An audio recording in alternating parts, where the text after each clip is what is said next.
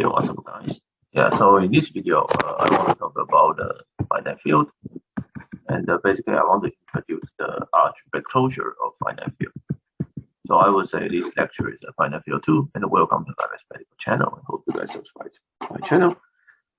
If you haven't seen my previous video, that I will post the field theory video list that you can check.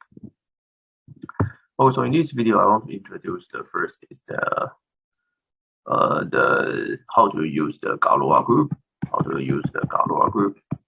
to understand the finite field extension.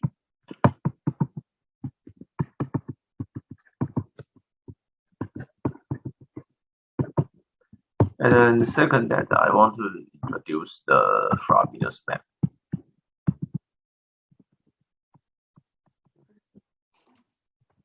And the third, I want to give you the description of the algebraic closure of the finite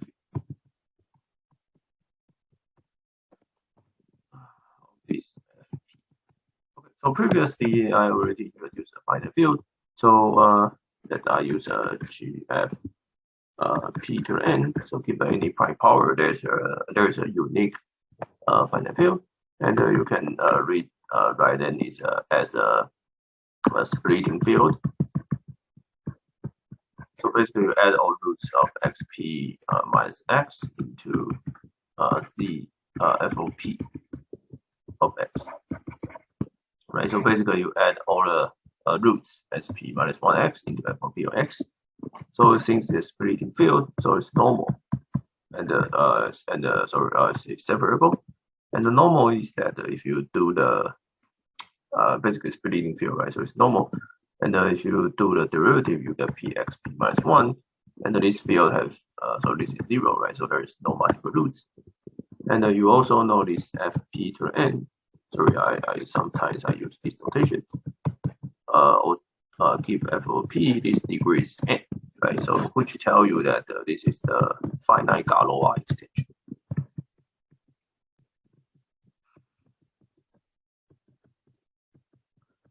Right, so since it's finite Galois extension, so by Galois theorem, I know that if I take the Galois group,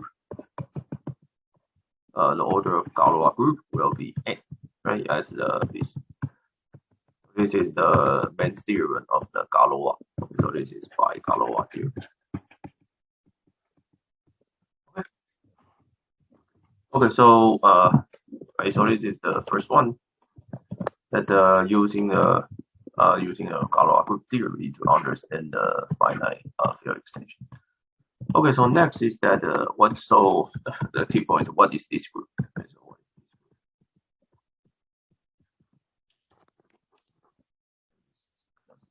this? Face cleared. Okay. So what is this group? What is this group? Right. So the only thing I know is that there's n of them. Right, so the answer is basically called the Frobenius map. Frobenius map. Okay, so let me just give the description. Right, so you can, so it's automorphism from fp to n. Right, so I can define fp to n to fp to n. Given x, I define xp. Okay, to the power p. Okay, so first one that you can check that phi is a field homomorphism. Well, the reason is that I mean, you can solve x plus y, basically just x plus y to a p, and then it's characteristic p, so it's xp plus yp. This is not a stupid elementary school, right? Because all the binomial coefficient except for the first term and last terms are divisible by p. Okay, so and also xy will be xy to a p, is xp plus yp. So phi is a field homomorphism, and you can check that phi is actually automorphism. Okay, so in order to do this, I want to prove that phi is injective, right? But this is trivial, right? Because xp equals to yp, the x minus y to the p is 0, so x equals to y, and phi is surjective. The reason is that suppose you find y equals to xp. Suppose you want to find x such that y equals xp, right? But previously that I proved that in every finite field that you always have xp to n is 1, right? For every right? So sorry, I think right. So I think it's xp to the n is x. So I'm stupid, right? This is splitting field. So you can just take I think you just take the xp and the p to the n minus 1, right? And then you get the x p to n, which is just x, right? And for this one, this is just y to the p to the n minus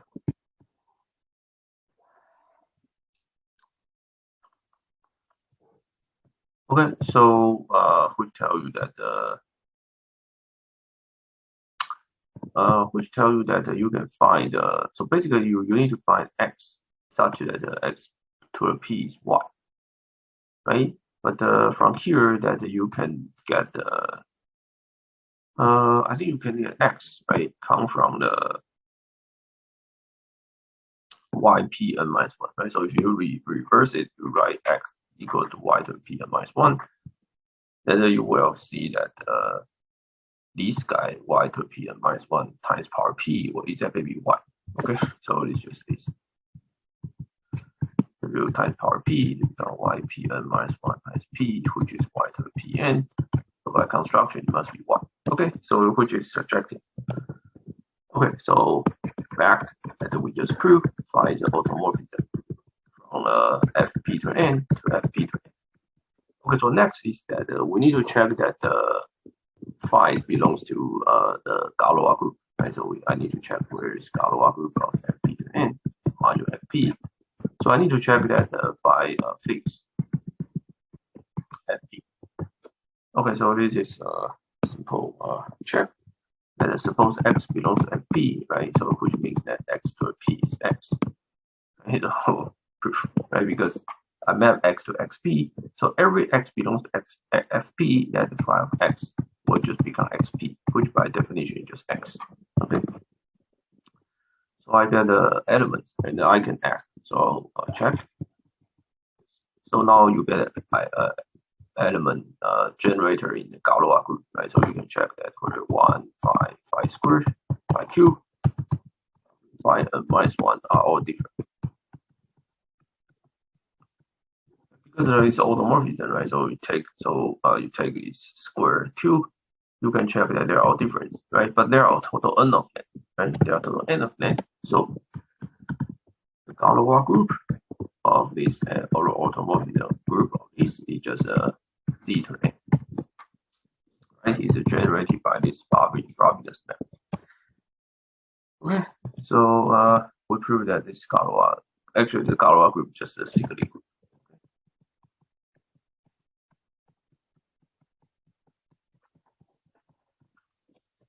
Okay, nice. So I think this is for the finite group, and the next that I want to describe is the algebraic closure of the finite field.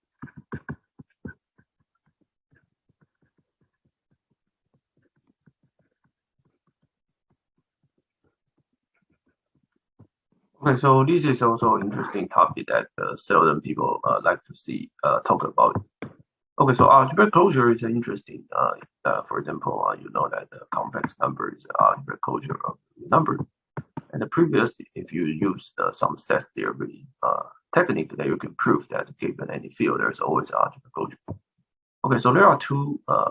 So let me just quickly review. Right, so if somebody gives you a k, and you can find f, which is algebraic closure, you need to satisfy two properties. The first property is that f must be algebraic over k. And the second is that f is algebraic closed.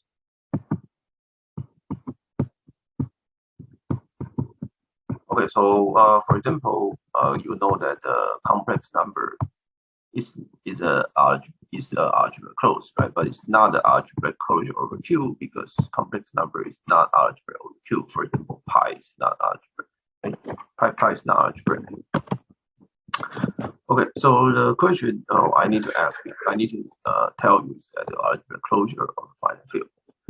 By the way, the algebraic closure of the rational numbers has a famous name called algebraic numbers. Basically, it's all the complex numbers which satisfy the algebraic equations. Then you can start here to define a very terrible, very difficult group called absolute Galois group, which is this guy quotient over this guy. And this group has many conjunctions, and I think it's the research topics that are still hot in the number theory. Okay, so before I describe algebraic closure of a finite field, I need a label. Okay, so this theorem, let me just quickly say. So if you take m divides n, and if and only if fp to the m is a subfield of okay, so the reason, let me just quickly give a proof. So this direction is trivial. The reason is that you have a tower theorem. Okay, so this guy is n, this n, fpm, and fpm, FOP. So which tell you that fpn must be fpm. Right, so this is a dimension, right? So must be integer. Okay, so n quotient n. Okay, so it means that m must divide n. So this direction is trivial. And these directions need a little bit work, but let me just quickly say it. Right, so you can check that you just take x p to n, right, minus x, and try to divide x p to n minus x. Okay, and you can check that this is okay. You get something you get something one. Right? So you let's make a change of variable. I can make this xp to n. Let's say to be x cubed minus x.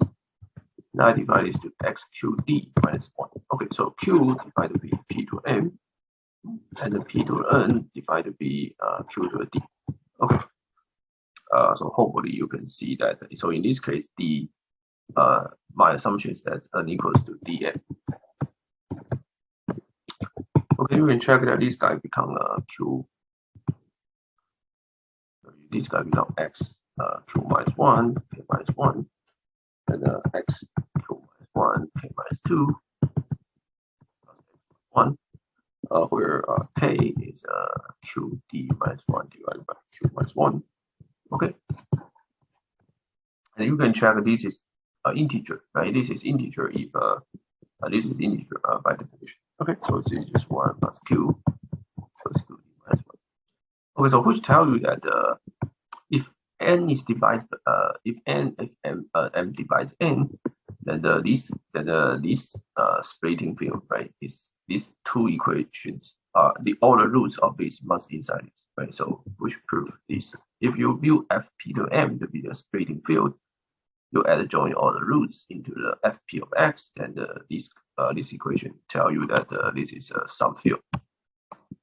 Okay, so once we have this, then we can try to describe everything. Okay. Okay, so now let's construct the following. Okay, construct the following top. Okay, so I can take f p to the, or maybe so maybe in this case I use gf for my convenience, which is exactly the same, right? So I can define say I can define a gf. I know that taking any prime power, I think that gf, I think gf p1 factorial, right, will be a subfield of gf p2 factorial, because 1 factorial divided by 2 factorial, right? Factorial, typical, right? You got tower, okay, and you can define a g of p infinity, the union of all these power. Okay, so claim. Simple exercise. GFP infinity is a field. We're very simple, right? Because you take any two x plus y and y, you try to add them, and so x and since it's union, right? So x and y must fall into some of these, right? And then you can take the maximum of this, and so you can add. So if they in this, some of the one is in maybe index E1, E2, and then the E1 will fall into E2, right? So they can add in the E2, right? So it will be the closure, and yeah, so this become a thing. You can check this is the field, and also by definition, okay, so let me just write down. So let me just claim. So my claim is that what? My claim is that GF is algebraically closed.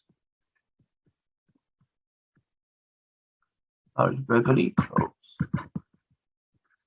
Okay, the reason is that let's say you take a polynomial f of x, right, which belongs to g of p infinity of x. Okay, so which means that so right there is this maximum e, there is this e, right, such that all your coefficient, right, so or f of x, indeed belongs to some particular p e factorial. Let's say you get some p e factorial of x, right? Because f has finite coefficient, so I can take the maximum of it, the maximum part of this, right? And then you take all the field, right? Now, but I know the GF, but you take a splitting field, right? So you can, if you take all the roots, okay, so so f all the roots, right? You can add these roots into this GF, right? But now these all the roots become the next, right? So this you take all the roots, right? And so you take all the roots of f, well, lies in some larger GF. Okay? By definition, it's in the splitting field, right? So you get some p of x. I didn't care. I didn't care what is x, but I just know that x is greater than e factorial, right? So basically, you take all the roots and put it greater than. Okay. So so for example, if you're polynomial indeed, and you get some roots, then these, or if you add all these roots must in some other field, in some other field. Okay, so which is in the top. Okay. Okay, so by this construction, that one can easily say that G is closed, and then you see that all the polynomial of, and basically basically this GF p to infinity is algebraic extension over FP. Okay, so previously I already proved that it's algebraic closed, right? So I need to show that it's algebraic extension, but this is trivial, right? Because if you take any f, right, by definition this is already, you get some larger, you always get, for example, right, you take f GF p to infinity of x, right, and then so you can find e. You can find f belongs to GF p to factorial, right, each coefficient, right? But all, I mean, but sorry, it's algebraic, right? Which I already proved is algebraic closed, right? So that means that all the so I want to prove it's algebraic extension, so I need to take an element.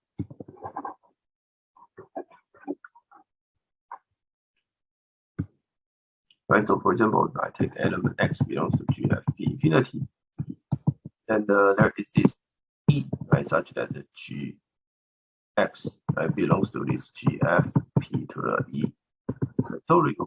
Then I know it's algebraic, right, because I know that GF p to the e factorial over f of p is just e factorial, right? So it's finite. Okay, so I proved that this is algebraic extension of an algebraic closed. So I know that this guy is algebraic closure. Okay, so this is a complete description. Okay, so finally, which we prove, we have infinity is algebraically closure. Is algebraic closure.